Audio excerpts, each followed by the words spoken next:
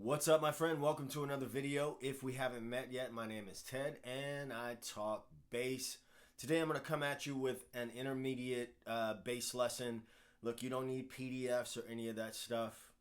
You know, who am I? If we haven't met and you want to know who is this guy that you should listen to, look, you don't have to listen to me. You watch the video and then you could do whatever it is you want to do. However, and I don't mean to say that to be like a smart aleck. I'm saying that because, you know, I've been playing bass for a long time. Played more gigs than I can count with national artists, local artists, you know, big stages, little stages, everything. And there's some stuff, I don't know everything, but I've been around the block a few times. So this is, again, an intermediate bass lesson, and I think it will be helpful for you for a couple of reasons. So if you like the video, if you like the channel and the content, go and hit the like button. Do the YouTube stuff. You know how you do. Do all that YouTube stuff. Look, the algorithm is getting kind of funky, so if you want to leave a comment or something, it would really help as well to get those numbers back up where they need to be. Let's get into it. I'm going to switch the angle, let you see the bass, and show you this exercise, okay? Stay tuned. This is an octave exercise, okay? We're going to start with the open E and then move all the way up to E at the 12th fret of the E string. Now, the first benefit of this is we want it to be a physical thing, right? We're going to get the physical technique out of it. Second thing is we'll use it to start naming the notes on the neck. I don't care how you go about learning the notes on the neck as long as you learn them. For me, the best way to do that is when you see a note, say the name. It's just like meeting a person on the street. You see him, hey, Jeff, right? Just a side story. I worked with a guy for 3 years. His name was Greg, but I called him Brandon for 3 years. And then one day he said, my name is Greg. And I said, well, I've been calling you Brandon. Well, why you call me that? I said, well, because you keep answering. Anyway, so what we're going to do is start with the open E. I played the E with my first finger. I'm going to play the octave of that E with my second finger. Now, the reason I'm playing with my second finger is because my first finger is right there ready to play the F. Okay?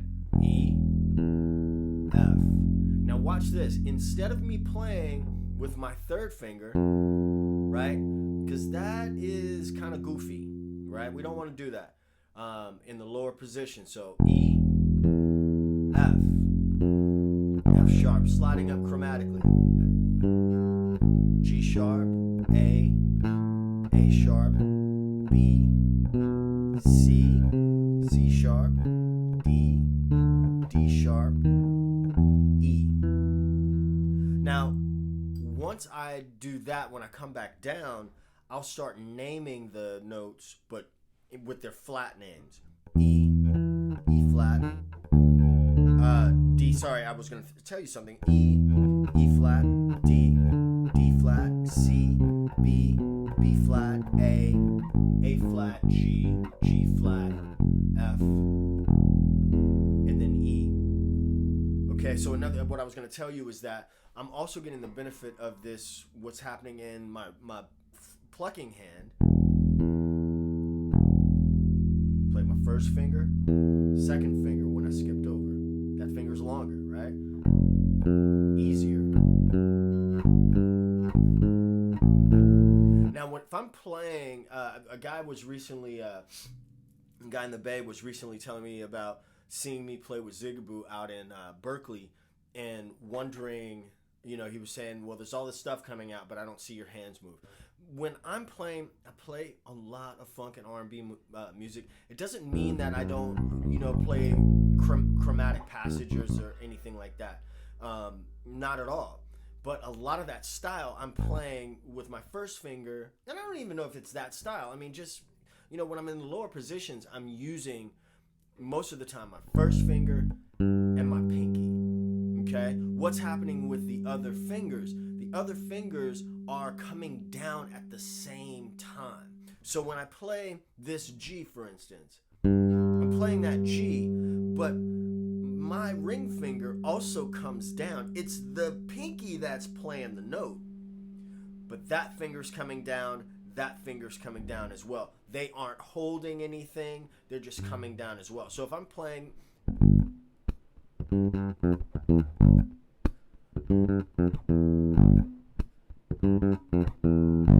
right, these fingers kind of act, they're also working as muting. That the silly little groove, common groove though, type of a funk groove with the root, flat 7, and the 6.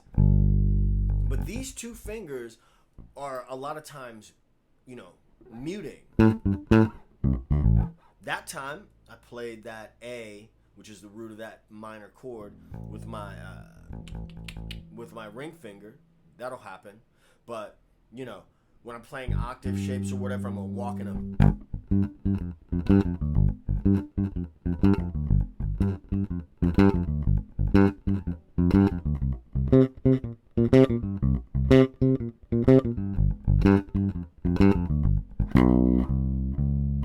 Even there, played my first finger, shifted, second finger, and then my pinky finger. Okay? Doesn't mean that I don't use those other that ring finger, but I just don't use it as much in the lower positions. So I did all that stuff, those octaves on the E string, starting from the E string. What about if I do this on the A string? A sharp, B, C, C sharp, D, D sharp. Watch this. This finger, this middle finger, is sort of sliding along that E string, so it's also helping with additional muting.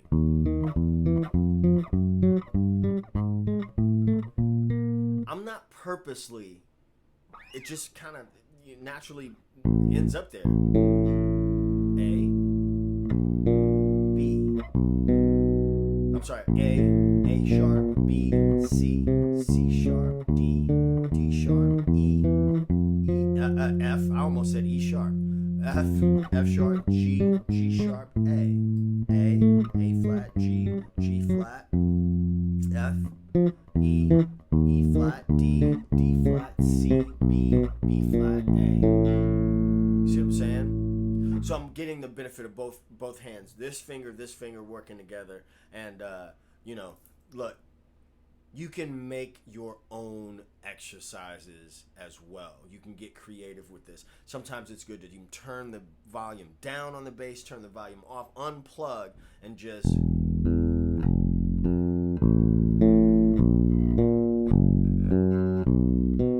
I know I didn't do that just now, but you can move around.